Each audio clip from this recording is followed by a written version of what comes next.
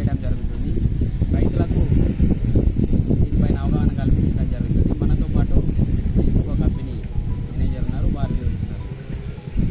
అయితే మనకు మన ఇఫ్కో సొసైటీ అయిన ఇఫ్కో సంస్థ ఈ యూరియా బాధల నుంచి బయటపడాలి, రైతాంగానికి ఏదైనా మంచి చేయాలి అని తీసుకొచ్చిన ప్రోడక్ట్ మన నానో యూరియా. అయితే ఈ నానో యూరియా ఏంటంటే దాంట్లో కూడా అప్డేట్ అయ్యి ఇప్పుడు నానో యూరియా ప్లస్ 20% నైట్రోజన్తో వచ్చింది, 20% నానో నైట్రోజన్తో వచ్చింది.